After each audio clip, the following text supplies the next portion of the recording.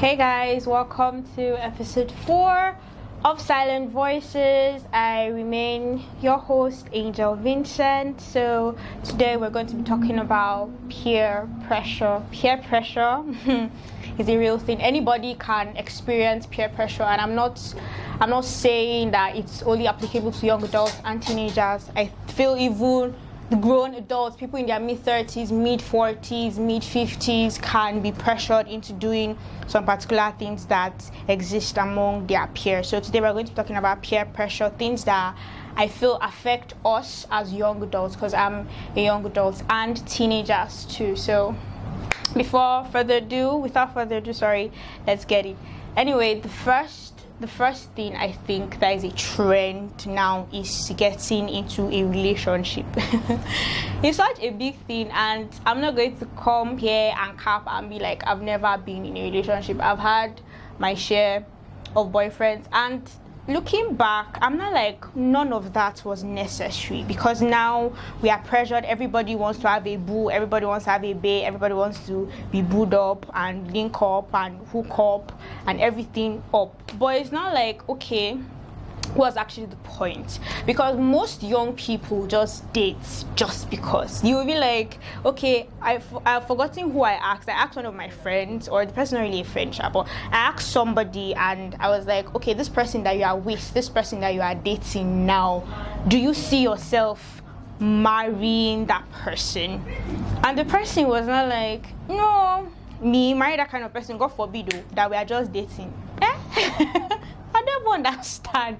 What is that concept? What is that supposed to mean? You're investing time, you're investing emotions, you're investing money just because I want to date this person, just because I have a boyfriend, just because I have a girlfriend. And I think it's something that is a real pressure nowadays. You go to social media, people are doing low motive with their boyfriends, people are wearing matching outfits with their girlfriends, and it's just like, okay, there's this pressure to, and people now enter abusive relationships that don't even make sense or have head, because first of all, it's not Christ-centered. Second of all, you are just trying to fill a void like that exists because your peers are having boyfriends. So you feel like, okay, it's normal to have a boyfriend, have a girlfriend, and we just go through needless and unnecessary heartbreaks. Because I feel like a relationship in our parents' days, I feel like it was so much simpler, because you find somebody that you like, you ask that person out, you do courtship, and you marry the person eventually. Marriage is always the end goal. But now in this generation, it's like, okay, nobody's even talking about marriage. We're just hooking up and linking up and doing all these things. So don't allow anybody to pressure you. If you feel like, if you want to wait, if you want to really like somebody before you date them, wait. Don't allow, because your story is different from somebody else's story. What you see on their social media might just be the highlights of their life. You don't know what's happening behind the scenes. So I think that's one thing that entering relationships. So the second thing is drugs. I'm a senior at University of Jos, and for those of you that don't know what senior means, people should go and read. Being a senior means I'm in my final year at University of Jos, and I've had my fair experiences of coming in contact with drugs, weed, Arizona. They even have different names, and it's not like, okay, why are we pressured? I've never been somebody that was enticed by smoking or drinking or ever even using drugs. I don't know, maybe if when I was small, I would see people smoking and it would look so cool. Then I remember one time I entered the kitchen and I carried matches, and I was imagining myself smoking, and I carried the matches, I breathed the fire. I was not like, yes, myself, I've arrived. But then I grew up and I'm like, okay, why? Because, and the ironical thing, you see it's written boldly on the cigarette packets, and they're like, smokers are liable to die young, smokers will have lung cancer. And the irony is, okay, smokers are, and they will say, stop smoking, bold letters, but the company is still producing the cigarettes and people are still buying. So it's not like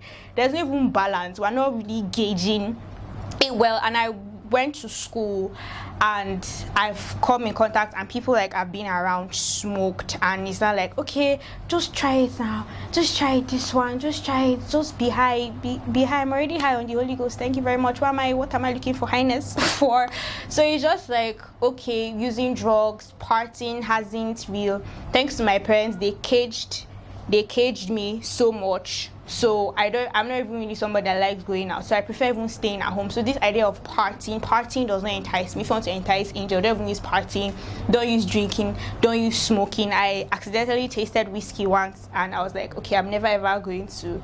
Yes, you say I accidentally, I'm not going to talk about that story. Anyways, I'm never going to do alcohol. So drugs is a really big thing, and we should not allow anybody, if you don't want to do something, I feel like you will not do it. No matter anybody pressures you, if you honestly don't want to do that, you will not do that.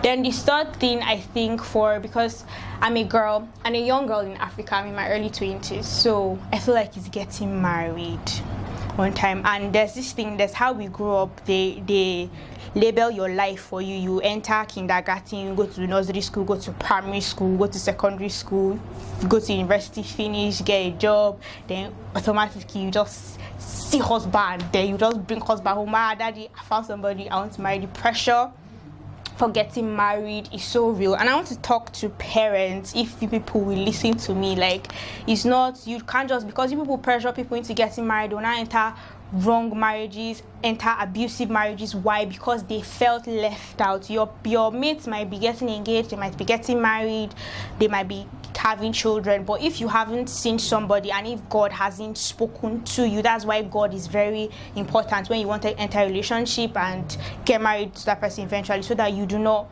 waste your time. I think, because, okay, I'm a pastor's child, I think my mom has this vision of me seeing my future husband. Maybe one day I'll just go for all night like this and I finish kabushing, then Brother John will just see me like this, will not come and tell me, yes, what's your name? And I'm like, my name is Angel. And I say, yes, I found the one. You're not finding anyone. Where are you finding, ma? So I feel like that's what my mom is picturing. That's how I find my future husband. But mommy, no. So anyways, you can meet your life partner anywhere, the bank, in church, in the market. Anyway, so I want to talk to people that, because society, and especially us in Nigeria, Africa, we have this thing of pressuring people to get married before they are 30. Fine, obviously, because the pressure is more on girls, because we go through menopause and everything, and we're at 45, and it's now like, okay, we have to give birth to children before this particular thing. But we don't rush your children, don't rush your girl children, don't put an unnecessary pressure on them to find a soulmate and to find a partner, because God's timing is actually the best timing. So that is all we have today. I'm actually going to do a part 2 on this. I'm going to bring a guest, and we're going to talk about more things that pressure us as young people. And because peer pressure has two sides, there's negative peer pressure and there's positive peer pressure. So we're going to delve into the positive aspect of peer pressure. So thank you guys again for watching and listening to my beautiful voice. So don't forget to like, subscribe, share. Like, don't forget, anybody can be on the show irrespective of your religion or your tribe or your race or anything. So please, y'all should kindly subscribe, and y'all should put comments down below what you think like can affect us as young people, and your experiences. We want to, because I'm talking to y'all are talking back to me, so it's like we're engaging back and forth. So thank you guys again. I'll see you next time, and don't forget, stay curious, build empathy, and raise hell. Bye guys.